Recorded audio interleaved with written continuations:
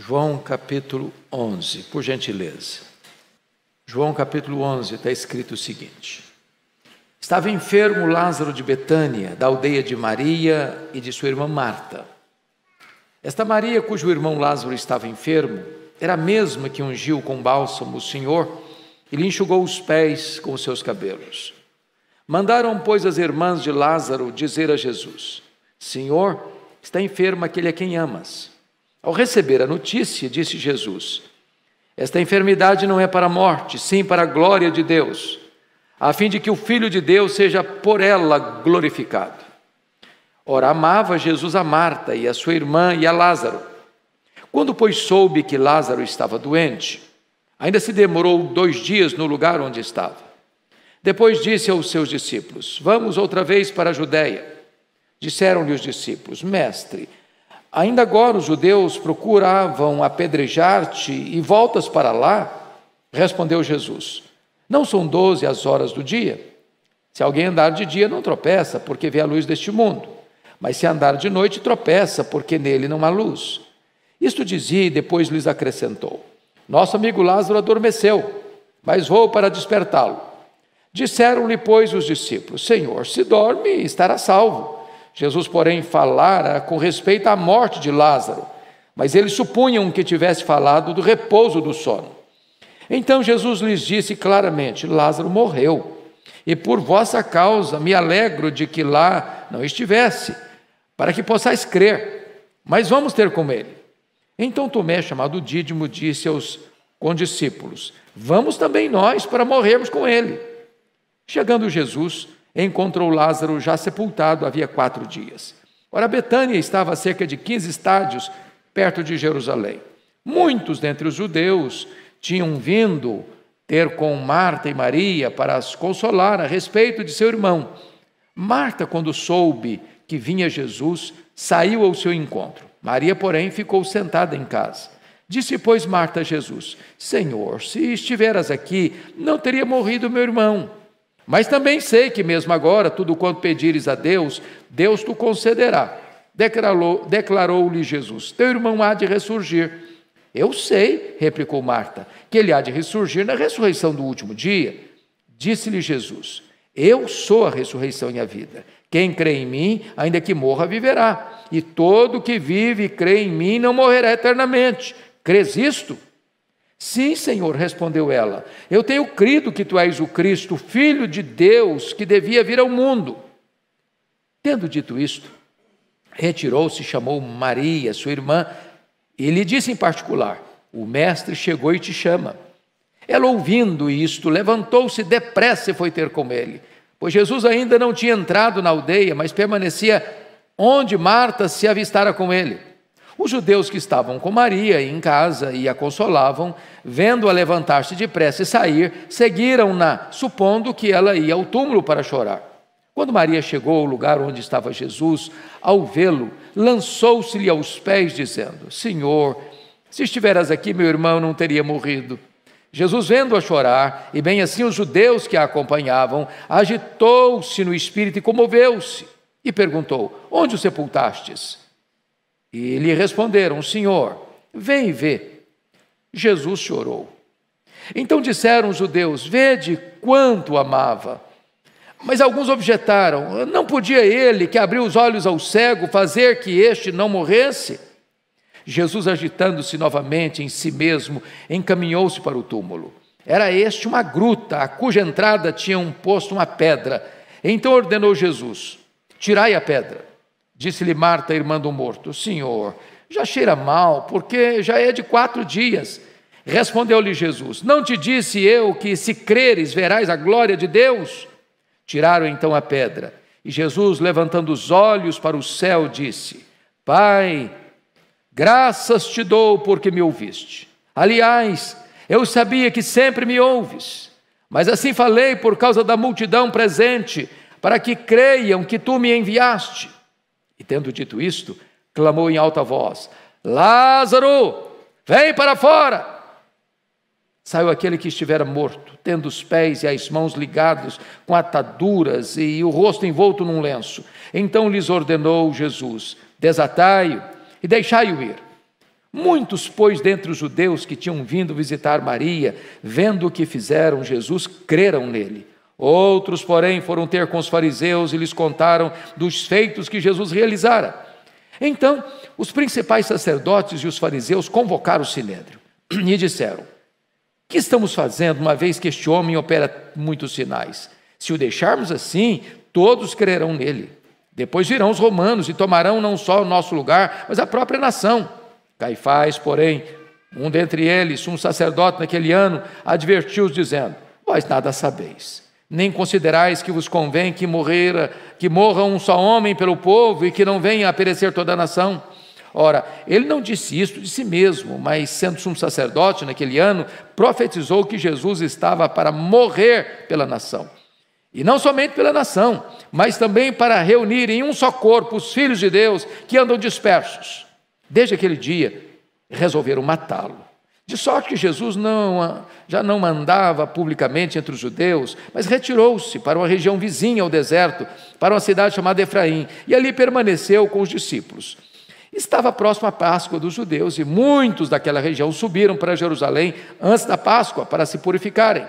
Lá procuravam Jesus, e estando eles no templo, diziam uns aos outros: que vos parece?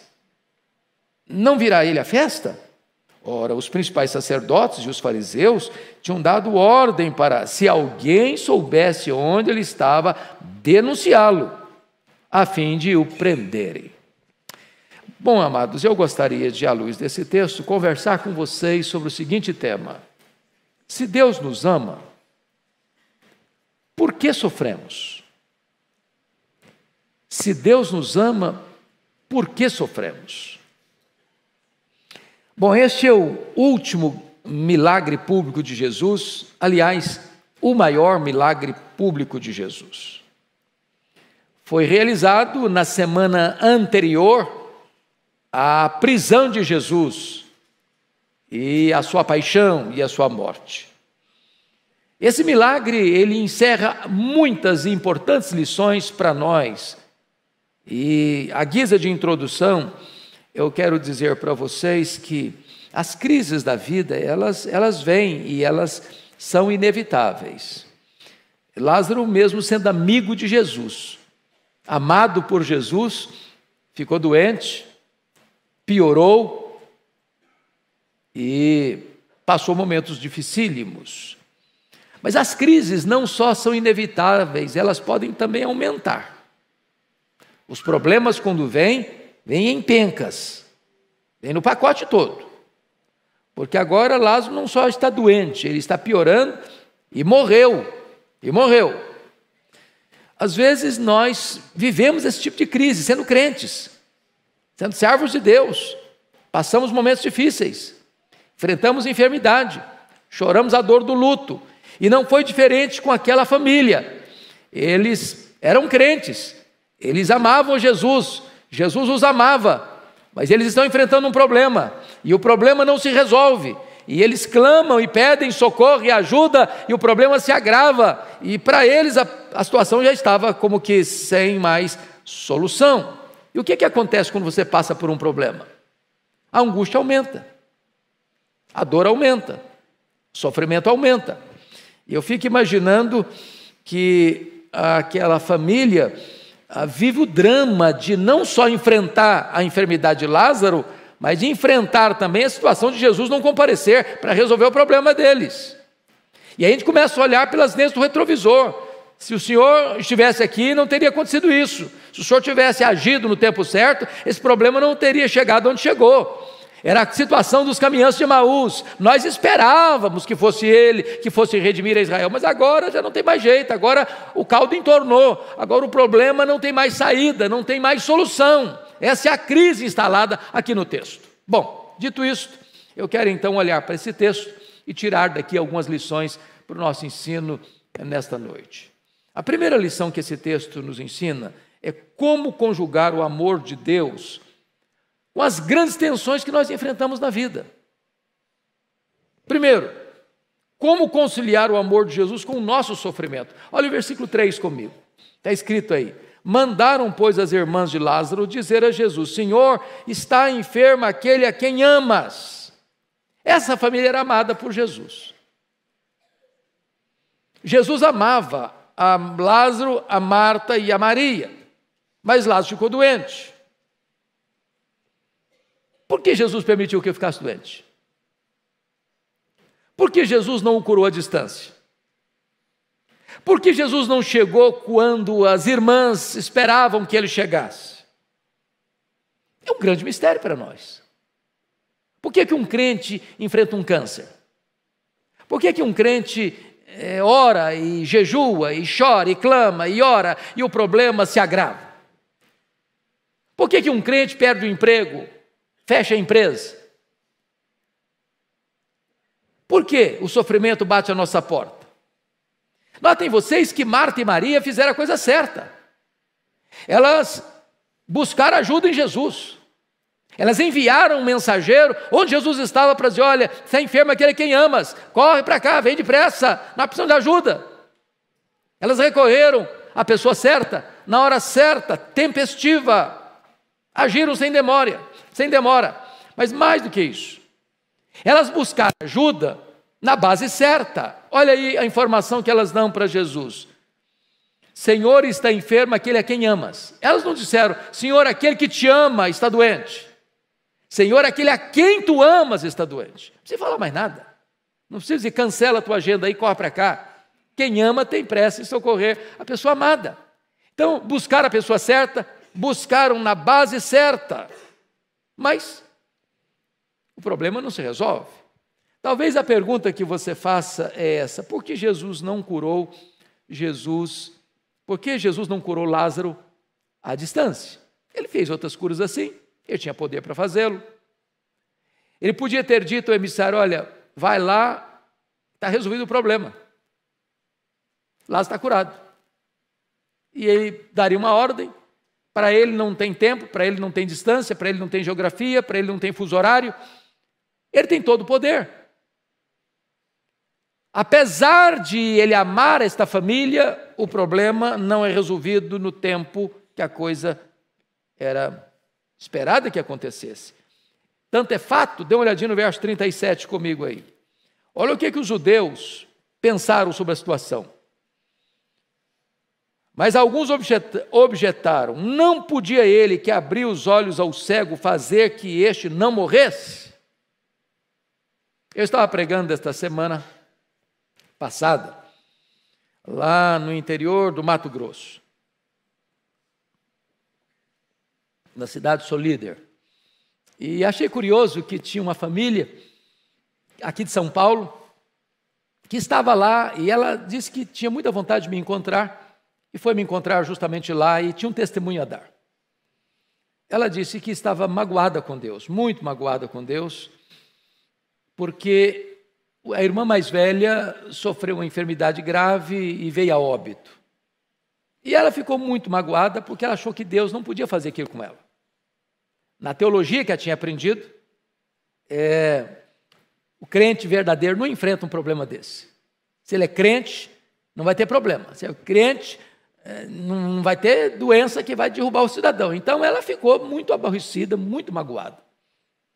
E ela então disse que ouviu uma mensagem aqui da igreja de Pinheiros, que eu havia pregado, tratando dessa matéria. Que Deus não nos dá imunidade. Você é crente, você é filho de Deus, você vai morar no céu, você tem seu nome no livro da vida, o Espírito Santo habita em você, mas você não é poupado de sofrimento, não. Você fica doente, você bate carro, você perde emprego, você chora a dor do luto, você morre.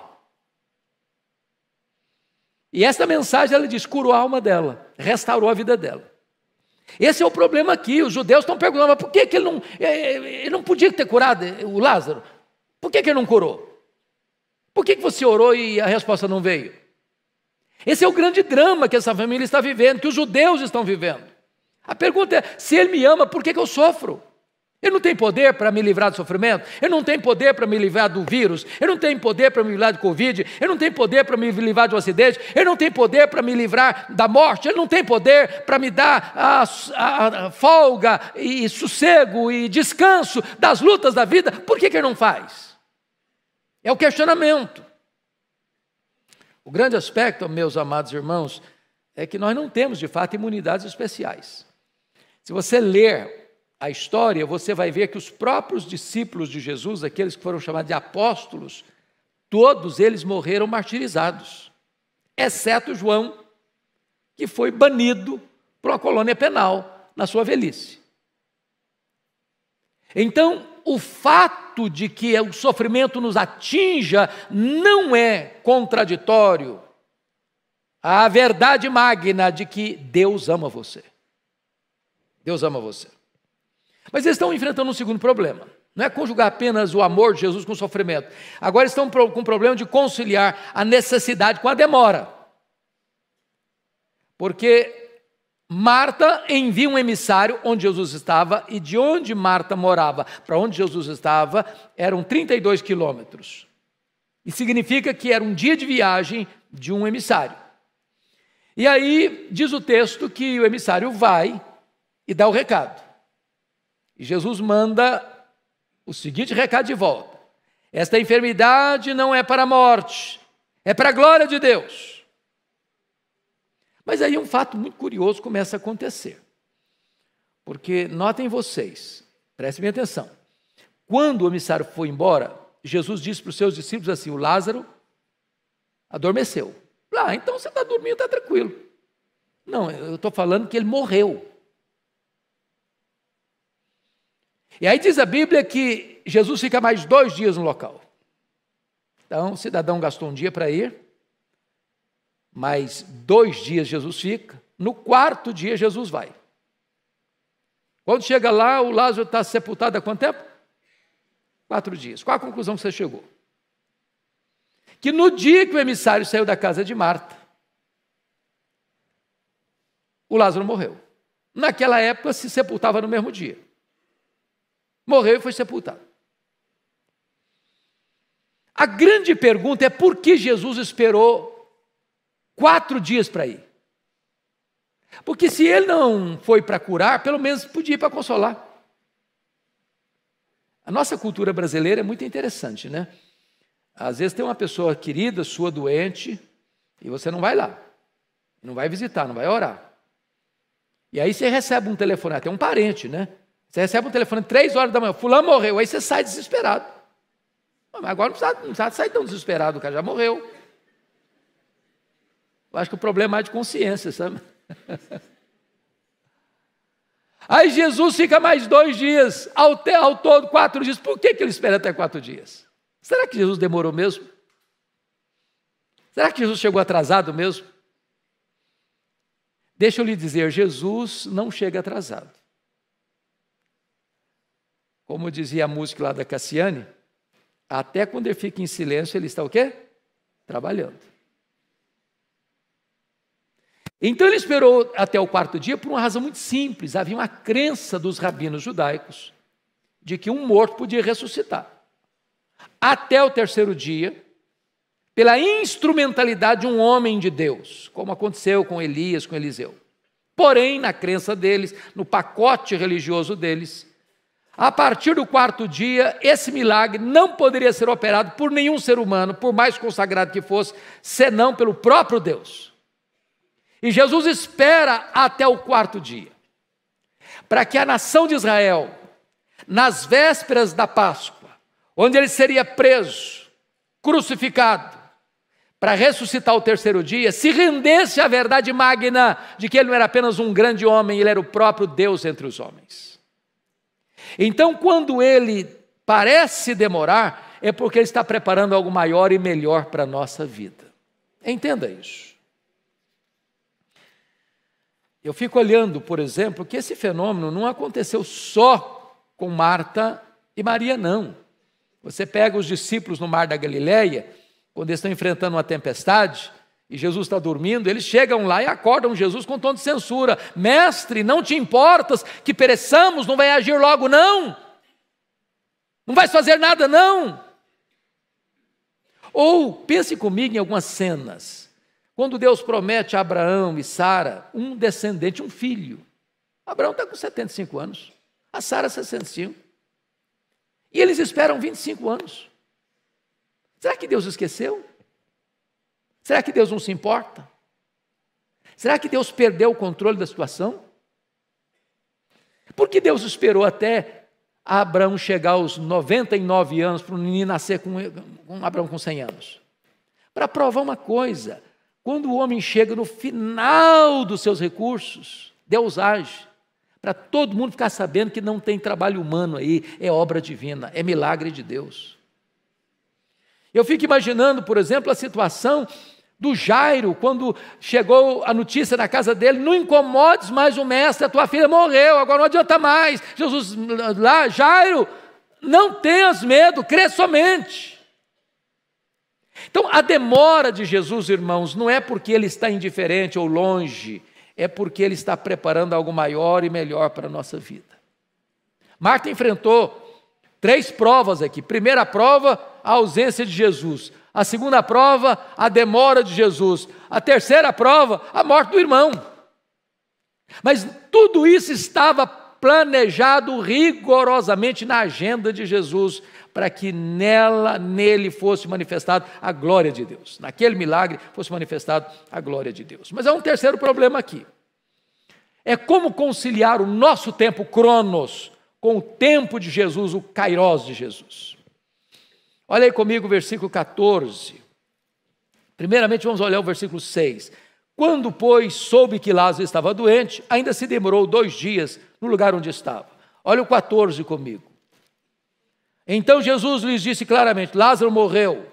O 15. Por vossa causa me alegro de que lá não estivesse, para que possais crer. Mas vamos ter com ele. O que significa isso, meus amados irmãos? Nós temos um tempo, nosso tempo é medido no relógio. E hoje quase que eu perco o culto da manhã. Depois de 21 anos, um relógio me para. E eu falei para minha esposa cedo, hoje nós vamos mais cedo, o pastor Ival não está aí, vamos chegar bem cedo. E eu estou lá estudando, e aí eu olhei no relógio, 7h05. Ela está tranquilo. Ela me cutucou e falou: você quer chegar mais cedo?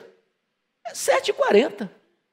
Eu tomei um susto, falei: meu Deus, perdemos a hora do culto. Se o trânsito estiver livre, eu chego atrasado. Então nós temos um cronos. Nesse cronos nosso, marcado por segundos, minutos, horas, dias, semanas, meses, anos, décadas, séculos, milênios, a gente tem pressa. Mas o tempo oportuno de Deus não é o nosso tempo. Deus tem o seu tempo. Se você ler atentamente os evangelhos, Jesus tratou da sua hora. Quando Maria pediu para ele, fala: estão sem vinho aí na festa. Mulher, não é chegada a minha hora. Não é chegada a minha hora. Ele tem uma hora. É a hora de Deus, é o kairós de Deus, é o tempo oportuno de Deus de agir. Eu fico olhando, por exemplo, a história da Ana. Ela queria ser mãe, e ela orou, e ela chorou, e o tempo passou, e Deus estava preparando Ana para ser a mãe do maior profeta daquela geração. Eu fico olhando a história do José. Ele pediu para sair da cadeia, e Deus deixou o cara mais lá 2 anos. Por quê? Porque Deus tinha a hora certa para sair da cadeia e sentar-se na cadeira do trono. O Davi foi ungido rei de Israel, mas teve que se matricular na escola do quebrantamento, para depois assentar no trono, para não ser um Saul II. Deus tem um tempo certo de agir. Eu olho o relato, por exemplo, do Natal, eu fico impressionado, porque quando Jesus chega na casa da Isabel, a mulher já está velha demais para ser mãe, parece que chegou atrasado. Aí vai na casa da Maria, a menina nem casou ainda, parece que é cedo demais para conceber. Não, ele não chegou nem adiantado numa, nem atrasado na outra, ele chega no tempo de Deus, no kairós de Deus. Mas há uma segunda lição nesse texto, irmãos. O amor de Deus é manifestado na poderosa manifestação de Jesus. Quando Jesus chega lá em Betânia, antes de Marta falar assim, Shalom para Jesus, bom dia, paz do Senhor, graça e paz, eu não sei qual foi a saudação, mas a saudação na época era Shalom. Ela foi logo despejando a mágoa dela. Se tu estiveras aqui, meu irmão não teria morrido. Conjugou o verbo no passado. Ô Marta, o teu irmão há de ressurgir. Ela diz: é claro que eu sei disso, eu sou crente. Ele vai ressurgir no último dia. Conjugou o verbo no futuro. Aí diz: não, Marta, eu não fui, eu não serei. Eu sou a ressurreição e a vida, Marta. Eu não sou o grande eu era, eu não sou o grande eu serei, eu sou o que sou, eu ajo agora, o meu tempo é hoje. Quantas vezes, meus irmãos, a gente fica ou no passado ou no futuro? Seu problema é o mesmo de Marta e o meu também. A gente não tem dúvida de que Jesus fez milagre. Quem tem? Só os liberais não acreditam nos milagres. Quem tem dúvida que fará milagres no futuro? A Bíblia está cheia de exemplos disso. Seu problema, como o de Marta, é crer que ele faz hoje, agora. Qual o seu problema? Qual a sua causa? Impossível. Se creres, verás a glória de Deus. Mas vejam vocês, um outro aspecto maravilhoso do texto. Versículo 35, quando Jesus pergunta para Maria assim, e os judeus que estavam perto: onde o puseste? Onde o sepultaste? E aí levaram Jesus à gruta onde ele foi sepultado. Se você for um dia a Belém, ou melhor, a Betânia, vá lá. Você tem que descer alguns degraus, é uma gruta mesmo, cavada em rocha. Não é uma sepultura assim que você cava 7 palmos, joga terra, ou bota numa gaveta e fecha com cimento, não. Então, quando Jesus vê a cena, diz o texto, Jesus chorou. O que significa Jesus chorou? Significa que ele não é o Deus distante dos deístas, que ele não é o Deus, amados irmãos, impessoal dos panteístas, que ele não é o Deus bonachão dos epicureus, que ele não é o Deus fatalista dos estoicos, que ele não é o Deus xerife dos fariseus. Ele é o Deus Emanuel. Ele é o Deus que se importa, Ele é o Deus que sente, Ele é o Deus que vê, Ele é o Deus que está com você, Ele sente a sua dor, Ele chora a sua lágrima, Ele é o Deus que se identifica conosco nas nossas lutas, nas nossas dores. Ele sabe o que é a dor de um sem-teto, porque ele não tinha onde reclinar a cabeça. Ele sabe o que é a dor da pobreza, porque ele precisou de um animalzinho emprestado, ele precisou de um barco emprestado, ele precisou até de um túmulo emprestado. Ele sabe o que é a dor da perseguição, porque ele foi perseguido pelo seu povo e pelos romanos. Ele sabe o que é a dor do abandono, porque ele foi abandonado até pelos seus discípulos. Ele sabe o que é a dor da humilhação, porque foi cuspido no rosto, estapearam o seu rosto. Ele sabe o que é a dor da enfermidade, porque ele tomou sobre si as nossas dores e as nossas enfermidades. Ele sabe o que é a dor da própria morte, porque ele morreu pelos seus, pelos meus, pelos nossos pecados. Ele se identifica conosco. Mas notem vocês, ainda que ele vai às profundezas da dor para se identificar conosco. Há um fato muito curioso na história do Titanic. A revista National Geographic, ela fez alguns estudos e durante 7 anos ela começou a trabalhar isso para descobrir onde estava o Titanic, a 3.500 metros de profundidade, para fotografar a carcaça daquele que foi o maior navio até então. E eles fizeram essas pesquisas todas a partir de 1985, o fotógrafo Emery Christophe. E esses preparativos só chegaram ao final em 1991, com a ajuda de cientistas e cinegrafistas. E então, esse jornalista, ele publicou nessa revista famosa as fotografias em 1981, tiradas lá a 3.500 metros. E a manchete que se estampou foi esta: até que ponto chega um fotógrafo da Geographic para obter uma foto perfeita? Até que ponto? Talvez a nossa pergunta hoje: até que ponto Deus revelou a você o seu amor? A ponto do Filho de Deus se fazer carne e chorar por você, e chorar com você, e ir às últimas consequências, morrer na cruz pelos seus pecados. Quem pode dar essa resposta? Até que ponto?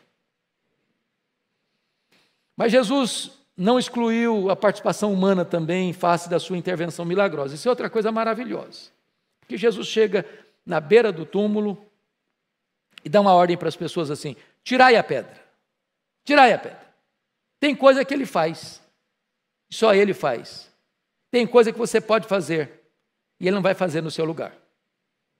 A soberania de Deus não anula a responsabilidade humana. Tirai a pedra. É curioso que Marta logo interferiu: Senhor, já cheira mal, o senhor não deve fazer isso. Eu acho que agora fazer isso é muito complicado. Tem coisas na nossa vida que a gente não quer mexer. Tem pedras no nosso passado que a gente não quer revirar.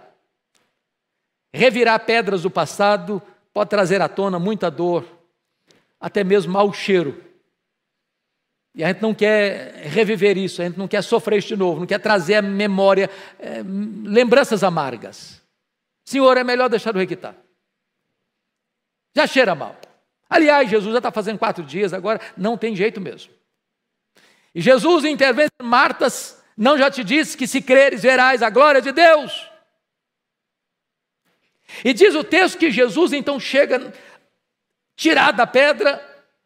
O que vem de lá de dentro? Depois de 4 dias? Um mau cheiro. Talvez alguns tapassem o nariz, talvez outros saíssem chocados. E diz que Jesus ergue os olhos aos céus e diz: graças te dou, ó Pai, porque me ouviste. Aliás, sempre me ouves. Por que Jesus está fazendo isto? Ele está na reta final da cruz. Ele sabe que o clima é tão tenso que a última aparição que ele fez lá na Judéia, em Jerusalém, eles queriam apedrejá-lo. Ele sabe que a situação é tão dramática que quando ele falou para os seus discípulos: vamos lá, os discípulos: Senhor, mas da última vez que nós estivemos lá na Judéia, eles queriam te matar, o Senhor vai voltar para lá, eles vão te apedrejar, queriam te apedrejar, agora vão te apedrejar. Aí Tomé falou: vamos com ele, para nós morrermos com ele. Deu um senso de mártir no Tomé, falou: vamos junto para morrer com ele. Quando Jesus chega em Betânia, ele não chega assim, aparecendo no meio de todo mundo, não. Ele chegou num lugar escondido. Foi Marta que foi lá no lugar escondido falar com ele. Marta sai de forma escondida e fala para Maria no pé de ouvido: o mestre chegou e te chama. E ela saiu de fininho para encontrar com ele lá no local em que ele estava. Ele não entrou publicamente. Quando Jesus pergunta: onde o puseste? Aí sim, ele se apresenta publicamente. Sabendo de uma coisa: naquele momento ele haveria de operar o maior milagre público dele, para que não só os seus discípulos crescem nele, não só Marta cresce nele, mas muitos judeus que ainda não acreditavam nele, crescem nele. E é este milagre que ele vai fazer para despertar a fé daquelas pessoas. Porque os milagres de Jesus foram propositais, meus irmãos. Quando, por exemplo, ele multiplicou pães e peixes, estava querendo dizer: eu sou o pão da vida. Quando ele abriu os olhos aos cegos, ele estava querendo ensinar: eu sou a luz do mundo. Quando ele ressuscitou Lázaro, ele estava querendo dizer: eu sou a ressurreição e a vida. Os milagres de Jesus são todos pedagógicos, eles não eram um fim em si mesmo, eles apontavam para uma verdade espiritual maior e mais profunda e com consequências eternas. Pois bem, amados, então, me permita dizer uma coisa. Jesus disse assim: desatai-o e deixai-o ir. Foi interessante que o Lázaro sai do túmulo. Ele escuta a voz dele, porque até morto escuta a voz de Jesus, e um dia todos os mortos ouvirão a sua voz, sairão dos túmulos. Mas o camarada saiu amarrado.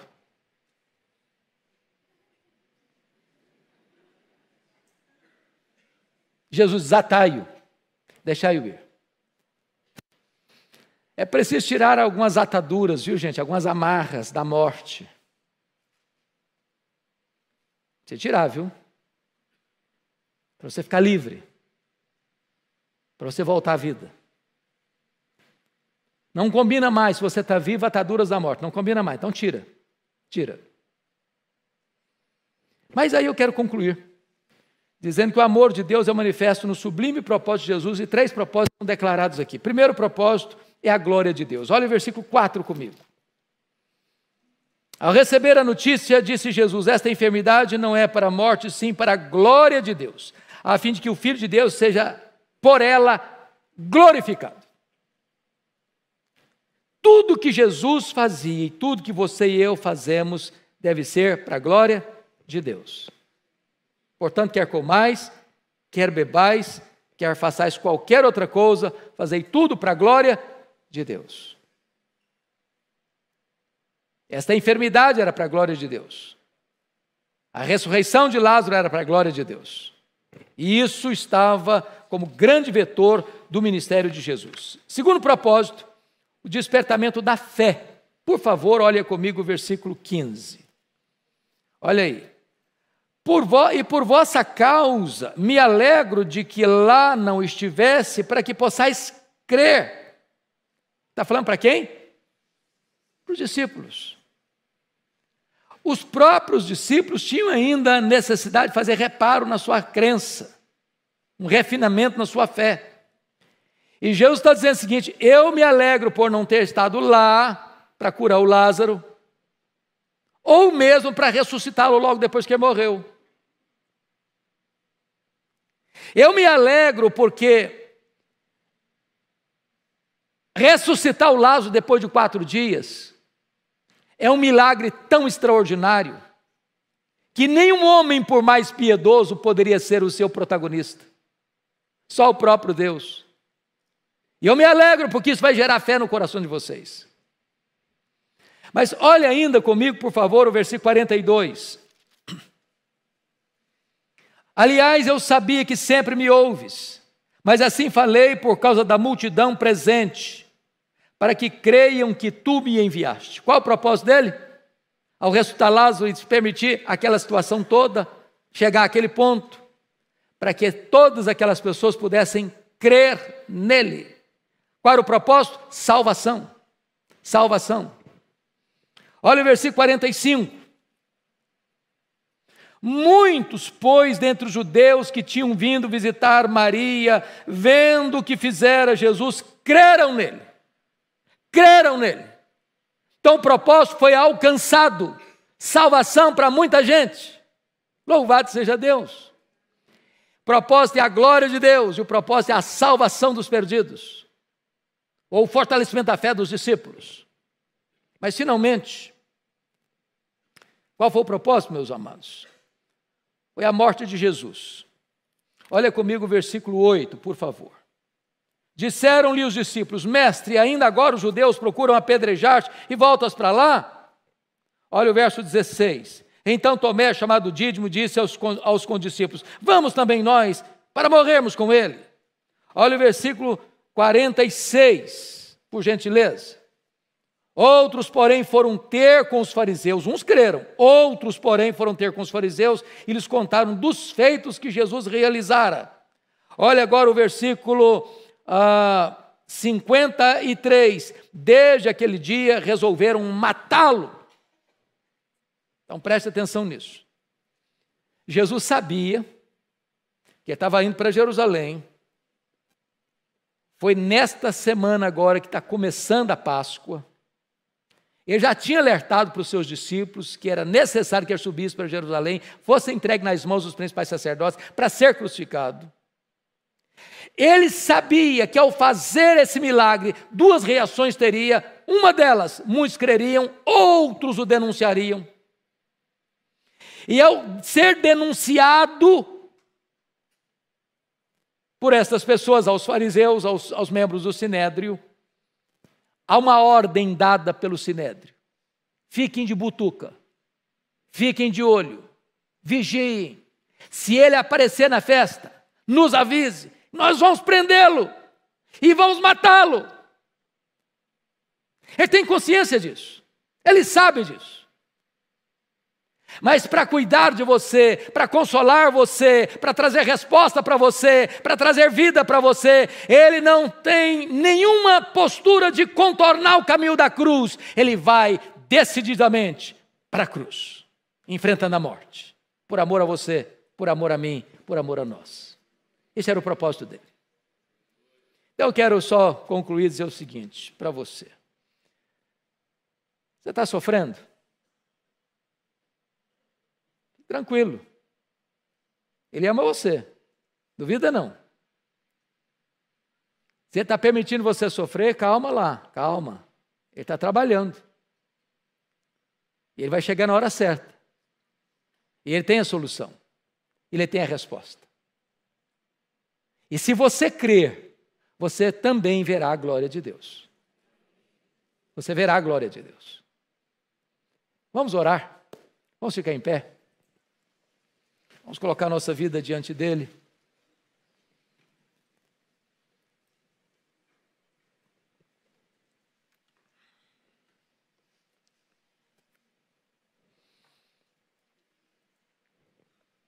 Meus amados, talvez você e eu viemos aqui hoje com alguns questionamentos no nosso coração. A vida é o vive em cores. A vida não é um ensaio. E às vezes a gente passa por situações difíceis. Não é fácil lidar com o problema de enfermidade, não é fácil. Nós temos alguns irmãos doentes, membros da nossa família doentes. Às vezes um problema emocional, às vezes um problema espiritual, às vezes um problema lá na sua casa, no seu casamento, às vezes um problema com seus filhos, às vezes um problema financeiro, às vezes uma crise que você só tem, você e Deus, você não conta isso para ninguém. Mas o Senhor Jesus está aqui hoje. Talvez você hoje e eu possamos dar um recadinho assim: ô Senhor, está enfermo aquele a quem amas. Senhor, olha aqui, ó, tu me amas e eu estou passando uma luta. Tem madrugada que eu não durmo, tem noite que parece que não vai amanhecer mais. Então, Senhor, olha para mim, volta o teu rosto para mim, passa lá em casa, vem me visitar, Senhor. Se ele estiver demorando, calma, ele sabe a hora certa de chegar, ele não chega atrasado não, ele chega no cronos, não do homem, mas no kairós de Deus. Então coloca a sua vida diante de Deus e vamos orar. Senhor Deus, nós te adoramos porque o Senhor Jesus é o grande Emanuel, o Deus conosco, aquele que sente a nossa dor, que chora a nossa lágrima, aquele que sabe o que é sofrer, varão de dores. E por amor de nós, Ele foi à cruz. Por amor de nós, Ele sofreu. E para remir-nos do pecado, Ele morreu. E para marcar a nossa justificação, Ele ressuscitou. E Ele está à tua destra. E Ele é o nosso grande sumo sacerdote. Nos ensinou que quando a gente estiver passando por uma grande angústia, por um grande aperto, a gente pode socorrer e buscar o seu socorro, e buscar a sua ajuda, e Ele vai nos ajudar. Ó Senhor, em nome de Jesus, agora traz paz ao coração daqueles que estão aflitos nessa noite. Traz bálsamo para aqueles que estão machucados e feridos. Traz cura para aqueles que estão enfermos. Traz consolo para aqueles que estão tristes. Traz saúde para aqueles que estão doentes. Traz resposta para aqueles que estão confusos. Em nome do Senhor, ó Deus, estende a tua mão e manifesta o teu poder. Nós oramos confiados na tua bondade e na tua graça. Em nome de Jesus. Amém. Permaneçam em pé, queridos.